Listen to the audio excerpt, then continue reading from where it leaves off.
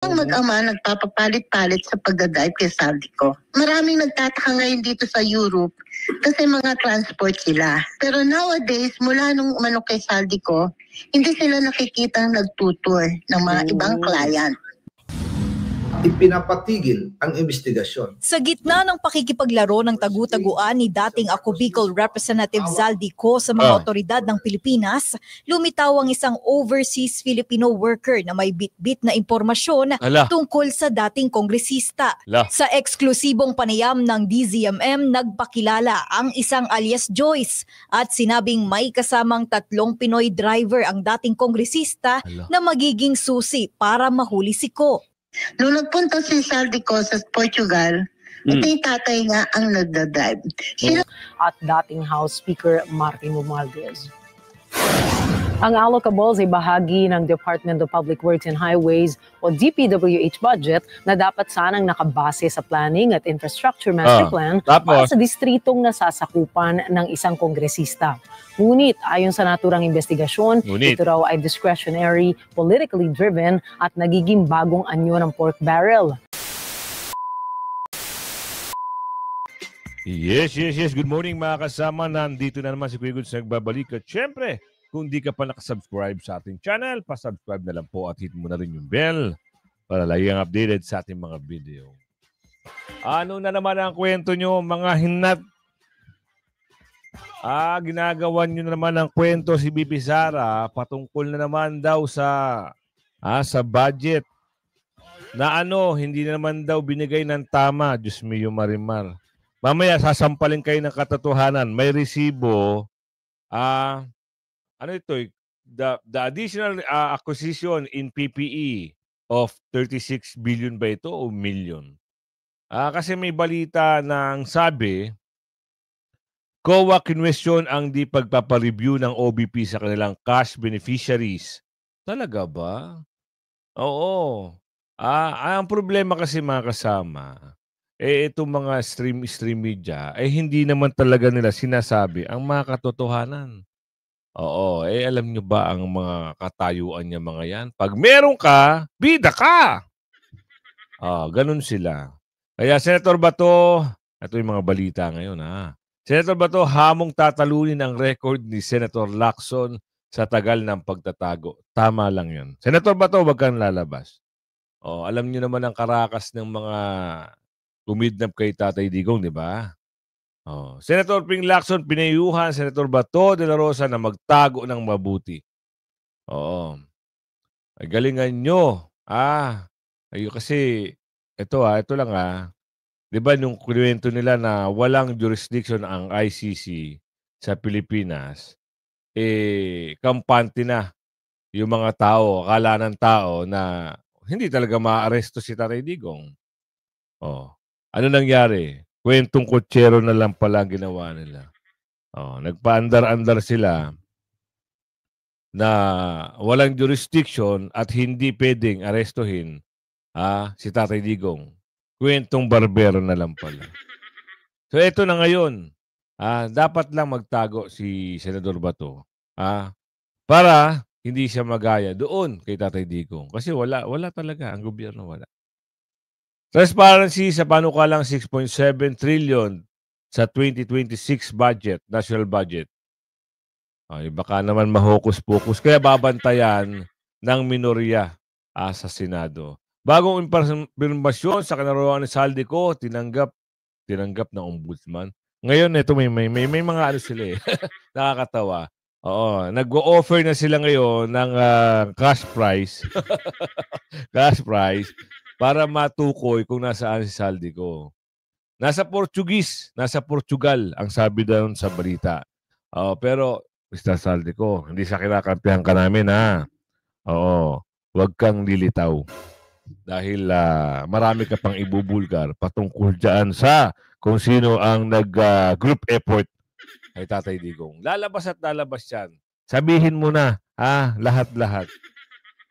Di ba? Simulan na natin dito sa balita na at ipapasok natin mamaya yung kwento na hindi raw nilabas hindi naman daw nagamit ng maayos Ayun naman ba yung pakwela nyo para masampahan ng impeachment complaint? Si BP Sara. Nung una kasi, ang binabangat nyo is 125 million na anomalya o pandudurobo daw, di umano, na ginawa ni BP Sara. Pero ngayon, eto na naman kayo. Meron naman kayong pa-eklap. Sumiyong marimar naman, no? Pasok. Ito ang dapat malaman ng taong bayan na hindi sinasabi ng mainstream media. Diba? Nagpepiestahan ngayon ng mainstream media ang isang ulat ng Commission on Audit sa mga pagbili at pagkuha ng Office of the Vice President para sa mga taong 2023 at 2024. Ang mga sipsip na mainstream media na ito ay ipininta sa kanilang headline na para bang ang Office of the Vice President ay gumawa ng mga overpriced na deal sa isang kalunos-lunos na pagtatangka na siraan ang Vice President Sara. Sa mata ng Commission on Audit, ang mga item na na-donate na ay ini-include talaga. They are valued in the financial reports as a requirement of their accounting rules. Pangalawa, sa huling... Tsaka actually, meron ako nakakwentuhan na COA.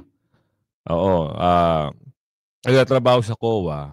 Talaga palang maraming pala talagang anomalya talaga sa lalo na yung, minsan, iba't ibang yan hawak barangay, may hawak ng mga mayor, may hawak na kung ano-ano.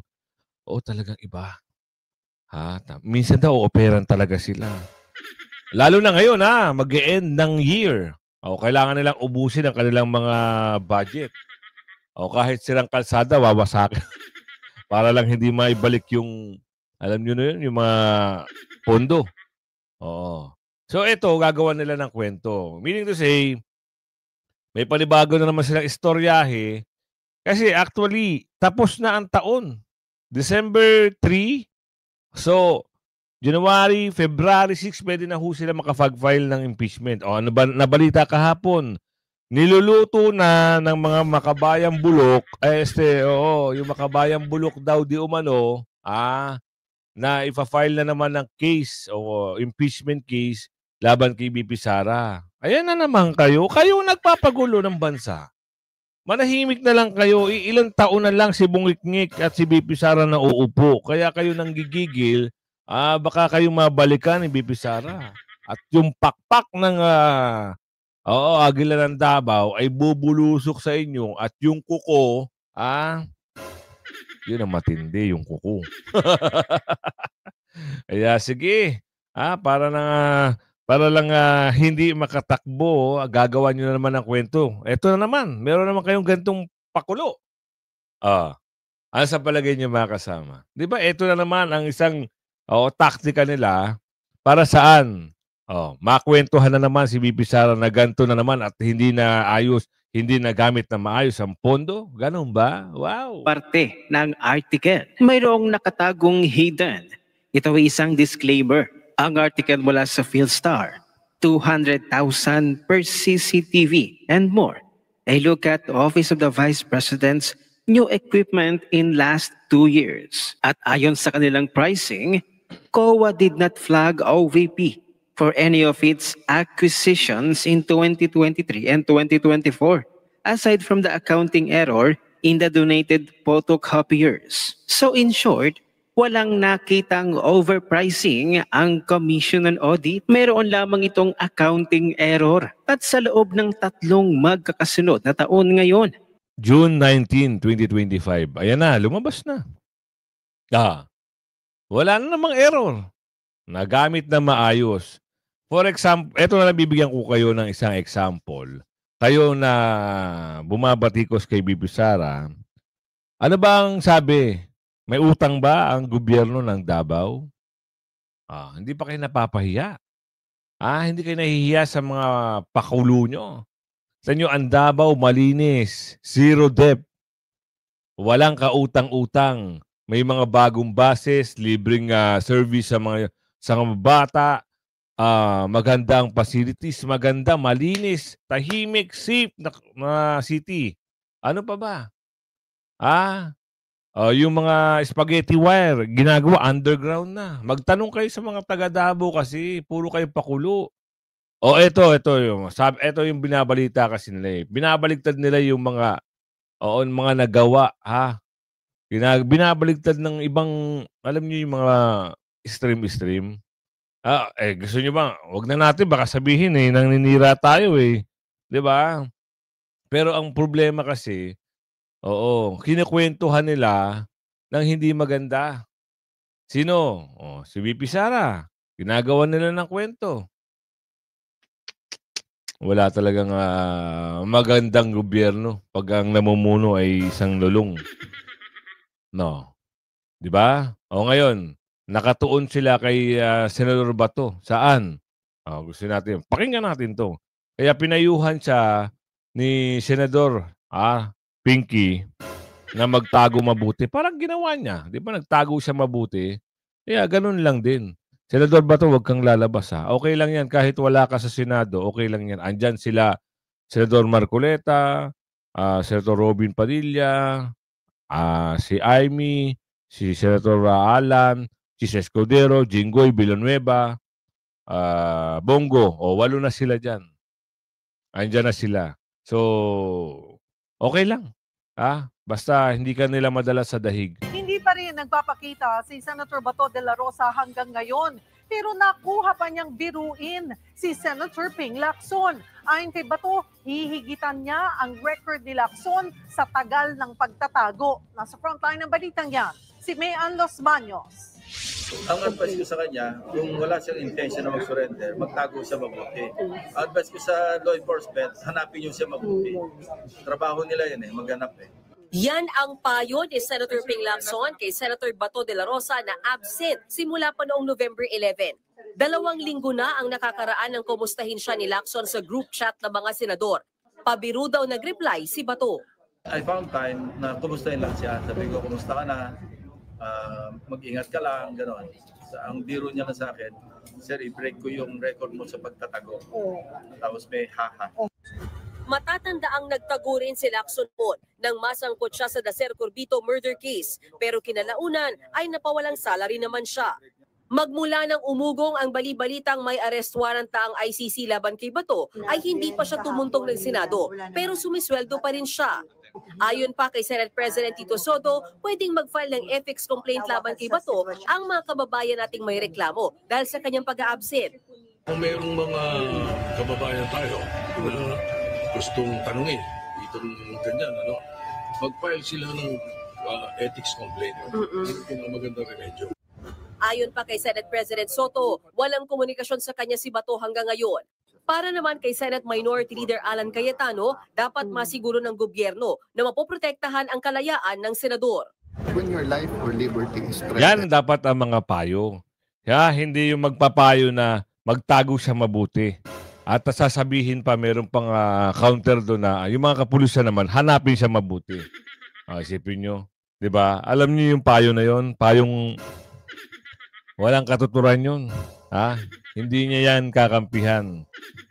Ipapahamak pa niya yan pagdating ng dulo. Alam niyo naman yan. Kaya kayo, nabagay, hindi naman nanalo yan, Bet umupo. Huwag kayo boboto ng mga dorobo. Ito, makinig kayo sa payo ni Senador Alan. You really think of options. So yun yung option niya. So rather than pag-initan siya na parang bakit ka wala dito, ang question, bakit walang assurance na poprotektahan ng karapatan? Nagbabalita mula sa Frontline, Mayan Los Baños, News 5. Mga kapatid, Cheryl. Diba? Yan yung ito pa, Senator, ayun na nga pinayuhan Diba? Yung mas magandang bibigay na detalye ni Senator Alan Peter Cayetano patungkol dito sa babantayan nilang pondo. Kasi baka mamaya, gawa na naman ng kwento, magkaroon na naman insertion, makinabang na naman. Diba? Ubusin na naman ang kaba ng bayan. Alam niyo, malaking bagay. Kailan ba yan? Baka pag-usapan yan.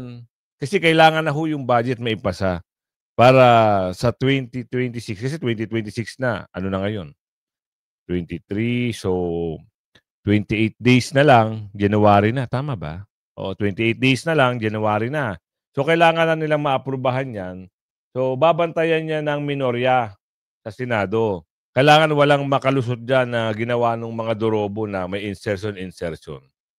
Oo. Kaya, Senator, galingan nyo sa grupo nyo yung mga Duterte Black na mabantayan yung issue ng pondo na yan. Kasi marami ang pag nakapasa na naman yan at nagkaroon ng insertion, o baka naman may makarinig na naman tayo, hindi lang mali-maleta. Jeep na pera ang dinideliver. Sitahin kung parang sandali lang, parang may kulang yung Senator, oversight po ba yun? Yung sinasabi, oversight po ba yun ng majority doon sa sinasabi? Well, ang packaging namin kanina ay kakulangan sa pag-consult mo sa minority. Kasi ginawa nyo na lang. So, syempre, wala naman bad fit kay Chairman kasi mahirap yung trabaho niya sama-sama. Kaya nang tinatanong ko sila kanina, budget na ito ng Buong Senado o budget na ito ng Majority. Kasi alam naman natin na yung mainit yung pagitan ni Senator Chisa, ni Senator Soto. Alam naman natin na itong mga hearings nagkakasagutan. So, ito itong budget ng Pilipinas. So, I think nagkaroon talaga ng kakulangan sa... And nagkaroon ng misunderstanding. Yung iba, akala ayaw baguhin yung sistema. Bayad kami baguhin yung sistema. Gusto lang namin klaro din sa atin na kung ano sistema.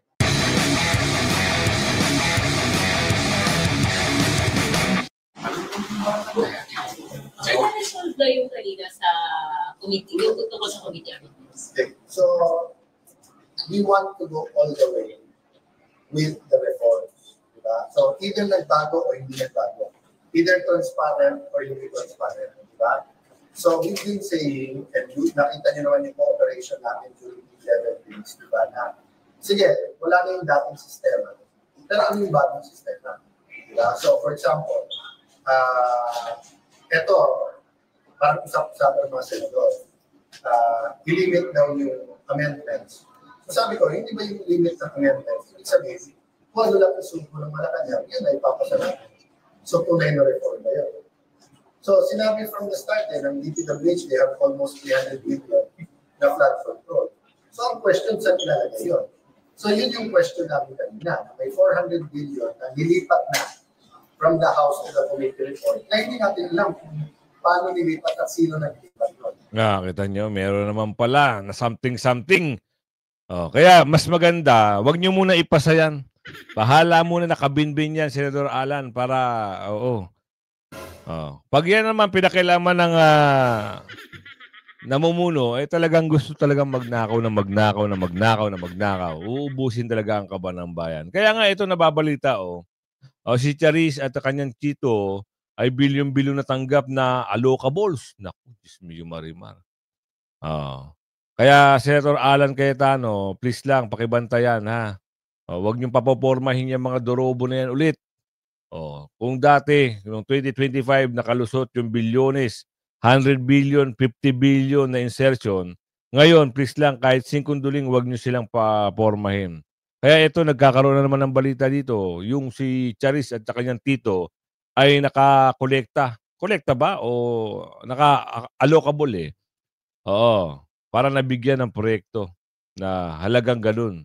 Kung yun ang masasabi dito, pasok. Nabunyag sa isang investigasyon ang bilyon-bilyon na allocables na napupunta sa mga distrito ni Ilocos Norte First District Representative Sandro Marcos at dating House Speaker Martin Romualdez. Ang allocables ay bahagi ng Department of Public Works and Highways o DPWH budget na dapat sanang nakabase sa Planning at Infrastructure Master Plan para sa distritong nasasakupan ng isang kongresista. Ngunit ayon sa naturang investigasyon, ito raw ay discretionary, politically driven at nagiging bagong anyo ng pork barrel. Mula 2023 hanggang 2025, halos 1.2 trillion ang naipamahaging allocables. Pinakamalaki rito napunta kay Ilocos Norte First District Representative Sandro Marcos na umabot sa 15.8 billion pesos. Kasunod naman si Leyte First District Representative Martin Romualdez na may 14.4 billion pesos. Ito ang pinakamataas. Di naglalayo ang halaga ha. Talagang gusto yung ubusin ang pera ng bayan ha.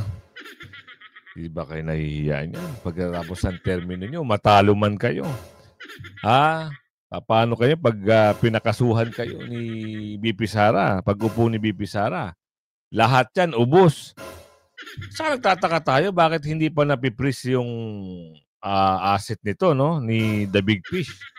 Ang tanong lang sir, nagtatanong lang kami bakit? Oo. Bakit kaya hanggang ngayon, hindi pa nire-recommenda ng pinsan mo na i-freeze yung asset mo? Samantalang, yung inutusan yung mag-insert, ayun, nakabinbin ngayon sa ibang bansa at hindi makauwi dahil sa problema kinaharap. Diba? At ang problema pa, yung air asset, yung lahat ng asset, naka-freeze. Oh. Sa inyo, baka ilipat na naman yan dun sa Switzerland. Nagtatanong lang ho. Baka mabalita na naman lahat ng pera andun sa Switzerland. Kwento nyo sa pagong. Sa palagay nyo, yung kwentuhan dito, ilang pera pa ang gusto lang ubusin at kunin? Tanong. Diba? Ito isang example lang. Yang gaganapin na budget deliberation na yan para sa 2026 budget, kailangan mabusisi. Parang ginawa ni Kong Ungab noon. Mabusisi ang ginawa ni Kong Ungab. Ang problema, naging problema, nagkampi-kampihan yung mga magnanakaw sa Kamara. Kaya approve. Tapos, nung naipasa na, tinignan sa Senado. May kakampi rin sila doon. Ano nangyari? Pasado rin. Nagkabistuhan. Kasabwat pala yung babae. Ngayon, wala yung babae sa pangalan. Tahimik. Pero, kasama siya sa pumirma. Magkano? Ang tanong, magkano tuloy? Sa buong Kongreso. Mas kapansin-pansin rin na mas malaki pang nakuhang pondo ng Ilocos Norte 1st District na may 320,000 na populasyon kumpara sa mga distritong may milyon-milyong residente. Ang allocables ngayon ay tinuturing na automatic DPWH pork barrel dahil nakapaloob ito sa National Expenditure Program o President's Budget kahit idineklara na ng Korte Suprema na unconstitutional ang pork barrel noong 2013 pa. Ginawa nila ng panibagong pangalan, wala na, hindi na pork barrel. Kasi nagkaroon ng pork barrel scandal. Alam mo nyo ba yung kanino? Doon sa namatay na matanda. Tapos doon sa Poles. Babae. Yun kasi, yung kwento doon, yung ganito rin. Merong nag-question na pakulong sila. So, siguro, para mawala yung issue sa pork barrel issue, bigyan natin ng magandang pangalan. Allocable. Parang nire-refer na lang ng mga kung sino man gusto mag-refer, pero andun pa rin. Ang nakikinabang pa rin doon, sila. Sa pamamagitan ng, kunyari, trabaho, di ba? Proyekto. Masaklap, binigyan ka na nga ng pondo para gawin mo yung trabaho mo. Wala na. Yung pondo, ghost na. Kasi ang kakapal ng pes nyo. Saldi ko, may bagong impormasyon ako. Ito, saldi ko. Nasaan kaya si saldi ko ngayon? Ang balita, ayon dito sa mga napapanood natin, si saldi ko daw ay nasa, Nasa sa Portugal. Tama ba? So, ito hindi sa kinakampihan natin ang mama. Dahil naging part siya kung paano maubos ang kaba ng bayan at naging part siya doon sa mali-malitang issue. Ngayon, gumagawa na ng paraan itong gobyerno. Dati ayaw nilang pauwiin no? Sinabi dito sa video niya, di ba? Ayaw kong pauwiin ni Balulong. Poprotektahan daw siya. Pinoprotektahan niya. Pinoprotektahan pala. Ngayon, nagsalita yung bungikngit. Diba? Kahit daw magtigil ka sa paggagawa ng video, makakansela pa rin ang passport mo. At meron pang balita, magaling talaga ang balita. May pakpak. Merong di umano na Portuguese passport. Wow. Sa bagay, hindi naman nagkakalayo yung mukha ng Portugal tsaka Portuguese ito si Mr. Saldi. Parehas may ilong. Parehas may mata. So pwede na, basta may mata, may ilong. Oh, pwede na magawa ng passport. Ay, pera-pera lang ba yan? Hindi natin alam, ha? Hindi, kasi ganito. May bahay yan sa ibang bansa, di ba? So kung ikaw ay may bahay sa ibang bansa, pwede ka na sigurong kumuha ng mag-apply. Kasi nakabili ka ng asset eh. 'Di ba? Hindi lang natin alam kung anong kwento. Pero alamin natin dito kung ano yung balita dito kay Mr. Saldico ngayon. Para maliwanag sa maliwanag. Samantala, mayroong bagong impormasyon tungkol sa kinaroroonan ni dating Ako Bicol Party List Representative Zaldico mula sa isang overseas Filipino worker na umano'y may ugnayan sa ilang tauhan ng dating kongresista. Yan. Malugod namang tinanggap ng opisina ng Ombudsman ang update kaugnay kay Ko. Yan ang umarangkadang balita ni Mari Ocampo. Ipinapatigil ang investigasyon. Sa gitna ng pakikipaglaro ng tagu-taguan ni dating Ako Bicol Representative Zaldico sa mga otoridad ng Pilipinas, lumitaw ang isang overseas Filipino worker na may bit-bit na impormasyon tungkol sa dating kongresista. Sa eksklusibong panayam ng DZMM, nagpakilala ang isang alias Joyce at sinabing may kasamang 3 Pinoy driver ang dating kongresista na magiging susi para mahuli si Ko. Nung nagpunta si Zaldico sa Portugal, ito yung tatay nga ang nagdadrive. Silang mag-ama nagpapapalit-palit sa pagdadrive kay Zaldico. Maraming nagtataka ngayon dito sa Europe kasi mga transport sila. Pero nowadays, mula nung umano kay Zaldico, hindi sila nakikitang nagtutour ng mga ibang client. Ibinulgar din ni Joyce na ang asawa ng isa sa mga driver na si Toto Serabia ay may money exchange shop kung saan dito nagpapapalit ng peso to euro sina Ko. Toto Yeyen Minimart. Diyan nagpapalit ng pera ang mga matataas na tao dyan sa Pilipinas na nagpapalit dito sa Toto Yeyen. Ayon pa kay Joyce, bit-bit ni Ko ang isa o ilan sa mga pinagkakatiwalaan niyang driver kapag umaalis. Aniya, umuugong na rin na lilipad patungong Japan ang isa sa mga anak ng driver at posibleng ipagmaneho doon si Ko. Ano yan, 3 yan, ang talagang driver nila kasi hindi sa pwede magpapalit-palit ng driver. Kumbaga sa marami nang alam tong 3 driver neto. At saka kahit anong gawin mo, hindi sila kakanta. Kinumpirma rin ni Joyce ang ulat ng DILG na may sighting kay Ko sa Portugal at Switzerland. Ikinalugod naman ng opisina ng Ombudsman ang mga bagong impormasyon ayon kay Assistant Ombudsman Miko Clavano. Natutuwa po tayo pero siyempre kailangan din natin i-verify yung information na yon. Kaya magandang opportunity din ito na manawagan sa mga Pilipino sa buong mundo na kung meron po tayong nalalaman na impormasyon tungkol kay former Congressman Zaldico na ngayon ay pwede nating ituring pugante. Meron po tayong hotline. Ayon kay Clavano, dadaan sa NBI o PNP ang mga makukuhang litrato o sightings kay Ko para ma-authenticate kung saan at kailan ito nakuha. Bukod kay Joyce, may mga nakukuha na rin daw silang mga tip mula sa ibang OFWs na nasa Portugal talaga ang dating kongresista. Ako, si Mario. Kita nyo, nagkakaroon ho ng informasyon. Actually, may babae na nagsasalita ngayon, lumalabas na. At merong personal driver, 2. At talagang sila lang yung dating sila lang yung ngayon pinagdadrive. Kung halimbawa nakikita, hindi naman pwedeng arestuhin 'yan. 'Di ba? Oo, kasi wala pa namang pinapasa sa Portugal embassy o kaya sa Interpol na pinaghahanap siya. Hindi natin sure kung talagang papunta ng Japan. Mas sa dami ng pera niyan, siguro magpapaganyan-ganyan lang yan. Yun lang ang Kasi pwedeng, ang lang doon sa immigration. Paano niya babayaran yung, kung makalabas siya, di ba? Kasi pag nasa lookout order ka na, pag pinasa na sa immigration, baka mahuli siya. Pero, kung ako dito kay Zaldico sa dami niyang pera, iba, paretoke na lang ako. Paparetoke na lang ako, hindi ka pa makikita. Diba? Ngayon, hindi natin sa kinakampihan ng mama kasi talagang magiging ito yung isa sa magiging susi na nga siya eh.